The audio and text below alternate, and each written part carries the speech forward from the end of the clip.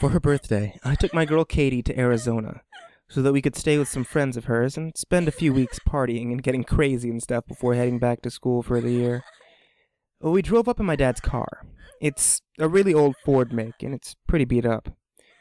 The road there was bumpy, long, and our relationship seemed at its strongest on the road. We were really in love. That was the first time that I realized that. I mean, I had never truly been in love before. We're about half the way there when we realized that we were going to run out of gas long before the nearest gas station. Katie's head was out of the window, sunglasses on, and the blistering heat outside. Nothing but the wild desert landscape to be seen in all directions. We became frantic. We hadn't seen another car on the road in almost an hour. What if we broke down here, in the middle of the desert, with no food or water, with no one out there to find us? I sped up slightly, driven by these fears. It was then that we came across the gas station, smack dab in the middle of nowhere, in dry, empty nowhere. It was an old, worn-down servo. Long, yellow grass blew in the breeze beneath it. And outside were two rusted gas pumps. At first, we didn't know if it was occupied. It seemed so lifeless. But as we pulled up and saw the gas stains in the dirt, we were convinced otherwise. Katie started refilling the car, and I went inside to pay and grab something to eat on the road. When I first went to open the door, it jammed.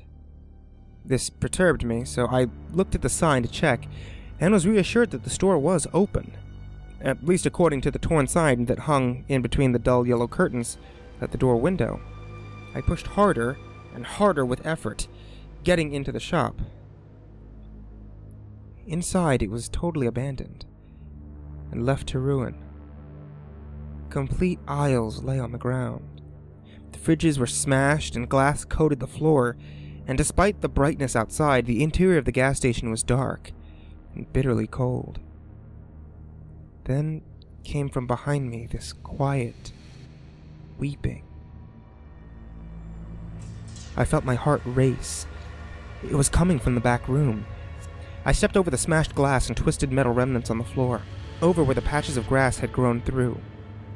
I ran my hand along the walls and felt the crisscross of ivy beneath my fingers. It was overgrown. Then came the crying again.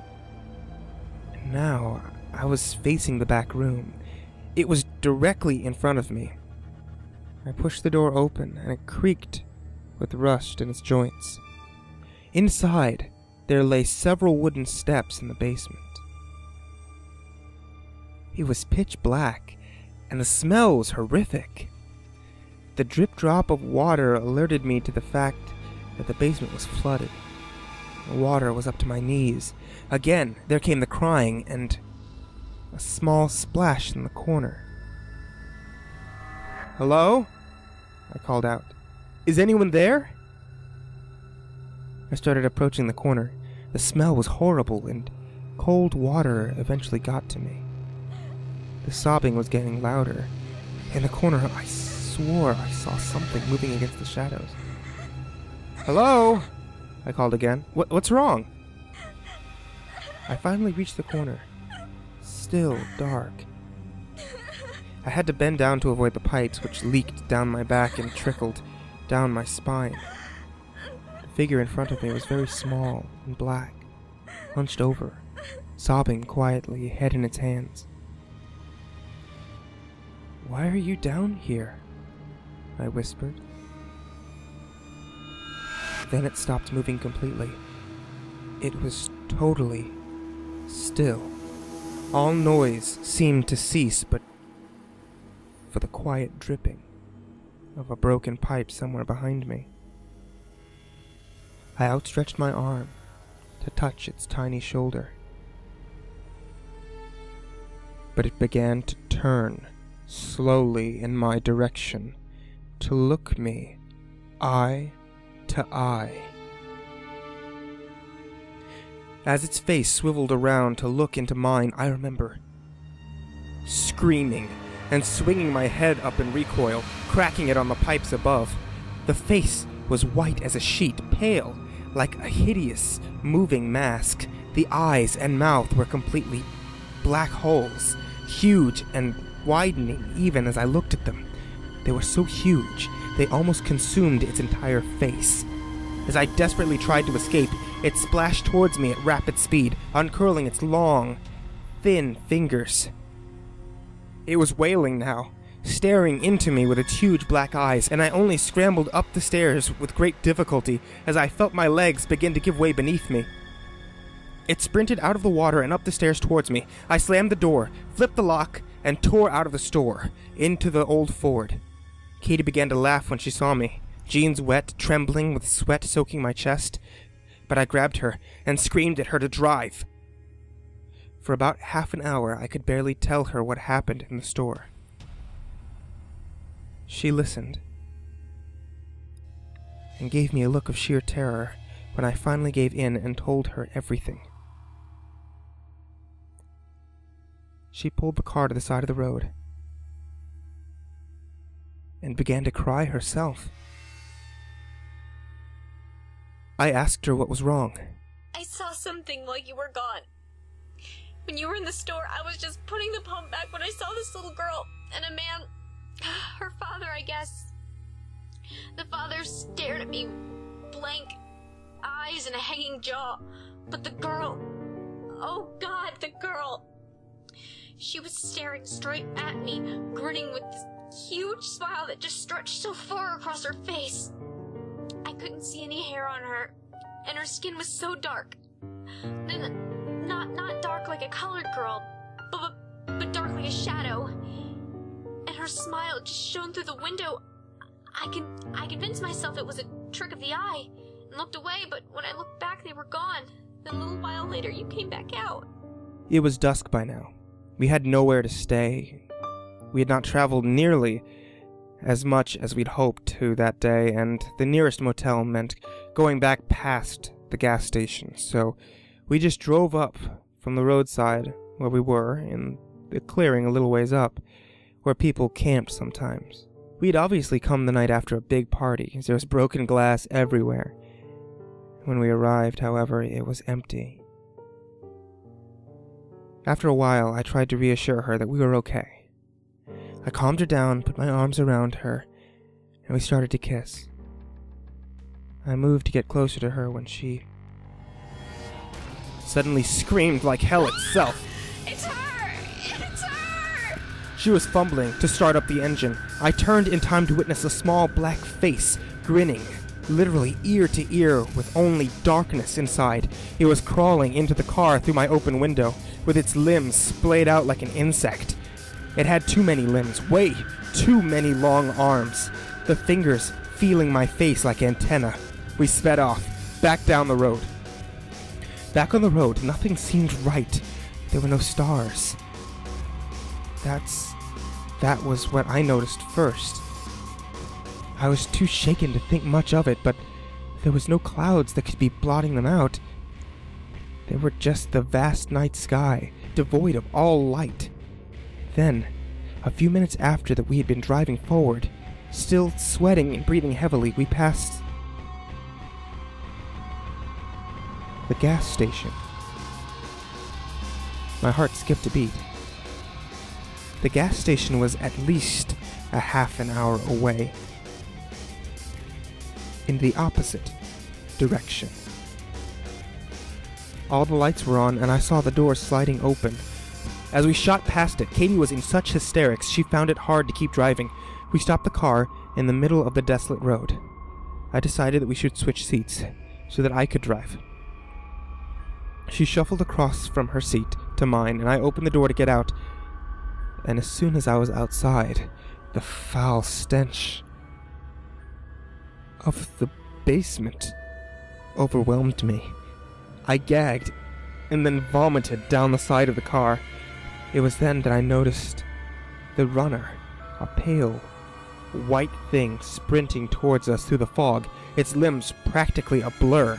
I could make out no face. How long had it been following us, running after us in the night? I got in the driver's seat as quickly as possible. We drove off again, not talking. Katie whimpered, and I silently prayed. And then we passed the gas station again. The door was wide open. There were 2 figures standing at the door, waiting. As we forced ourselves on, we both became aware of a soft, barely audible weeping in the back seat. Neither of us dared turn around. "Ignore it," I whispered. My trembling hands gripped the steering wheel. Katie was curled in the fetal position, holding her head in her hands. The wailing increased, becoming extremely loud, ear-piercing, and horrific. Finally, I ordered myself to end it and look behind me.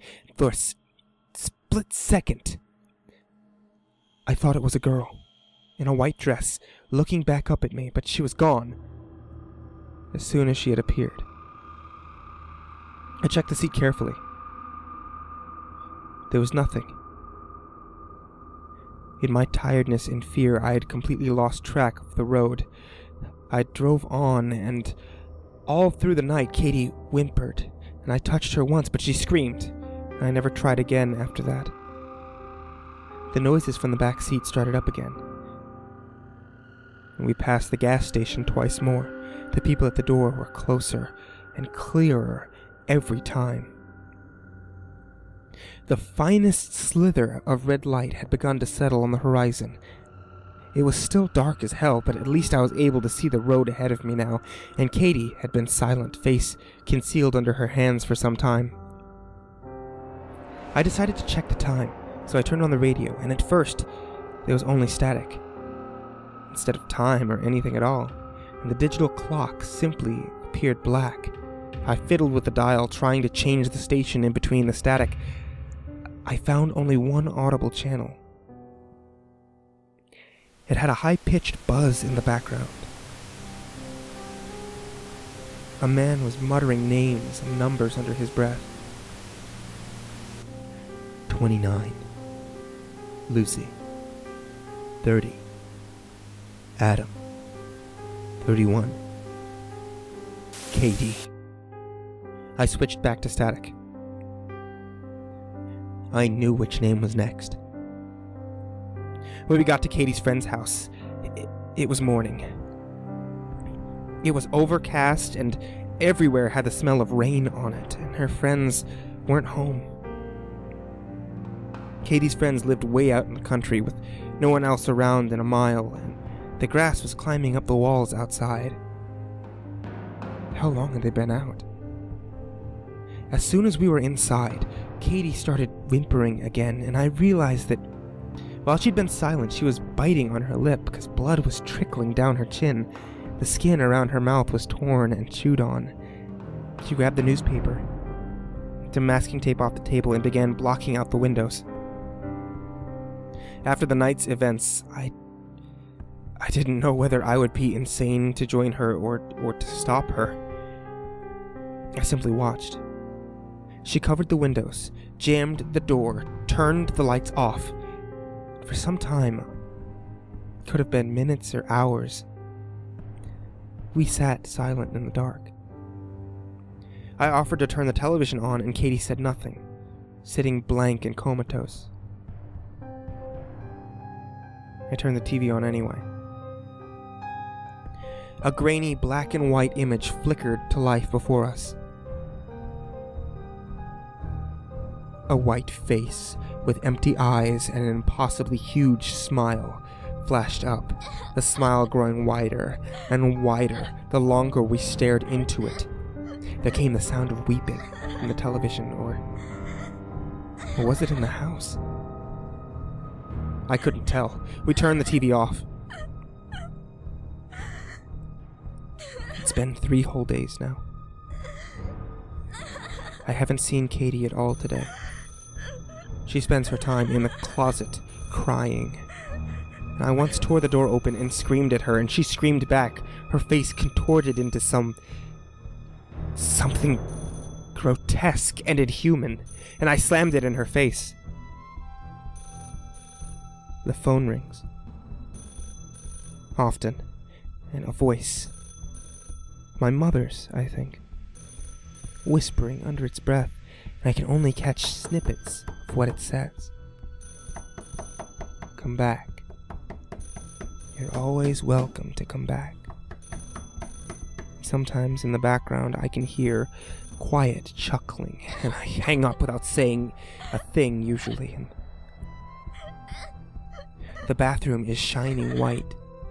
I hear the shower running, and we'll walk in to find nothing. Nothing at all. And then, when I'm in the bathroom, I'll hear the television flick back on. It always goes to the face. In the background, there's muttering voices now, and I've called the police twice, and all I get is this whispering woman's voice. I called Katie's friends, too, just as fruitlessly. There are knocks at the door a lot, too. There's through the newspaper on the other side of the windows. I see their hands slam against the glass and slide down. They do this for hours on end sometimes. They press their eyes up to the glass through the holes in the newspaper. At night, we hear screaming from the guest room. So I boarded it up. And sometimes I find tiny pieces of glass on the ground. A leak sprang up about a day ago in my room downstairs. Black spots of mold have appeared on the walls. And there's a smell throughout the house, seeping into my room. It's the odor of decay. I pray. I hopelessly pray, and I wish, and I swear to God, I wish that I had never gotten out of that car.